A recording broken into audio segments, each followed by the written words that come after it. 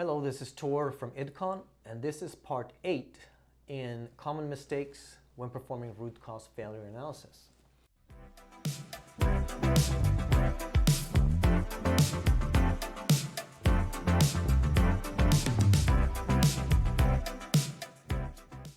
A common mistake is that we do not use facts and information and evidence the correct way.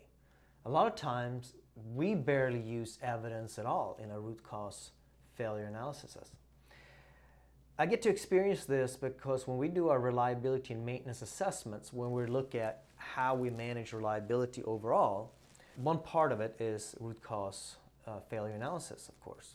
And when I look at sample root cause failure analyses, what I see is you may use a tree diagram, you may use 5 whys, you may use whatever documentation method, but I see a logical chain of event. Like this happened, here's the problem statement, and that was caused by this or this and that. And I see a very logical chain. And what happens is managers read these reports and say, this looks great, it's very logical, it makes sense. But no one ever asks, well, have you proven these steps? Is it that actually what happened?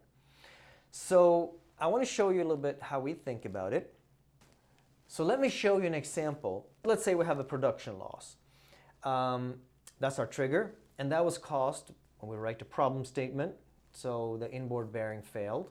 So there's a motor with a bearing, and then the black part there is supposed to be a roll, and there's hopefully a coupling in between. The inboard bearing failed because it was wear on the bearing, and an actual force in the bearing that caused it. So of course there's more to this root cause, but let's just take this chain here. What happens is I see these chains described very well in our root cause reports. But what I don't see is evidence. So how do you actually verify that that was it? And this seems so obvious. And you see what I've done here in this slide. You have cause and effect.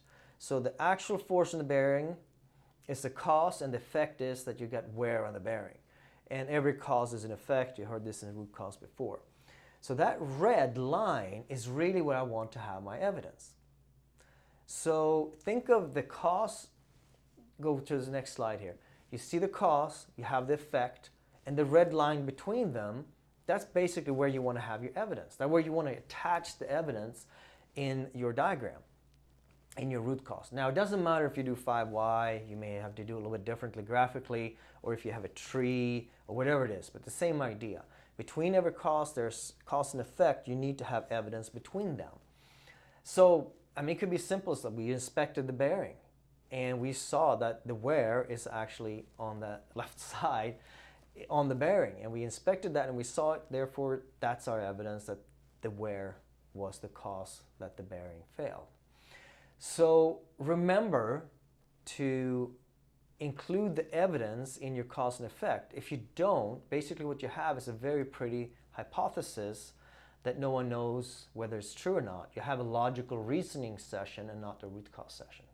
I hope that helps clarify a very obvious thing that we want to use evidence, but maybe a little bit how we put it in the diagram and how we can actually use it.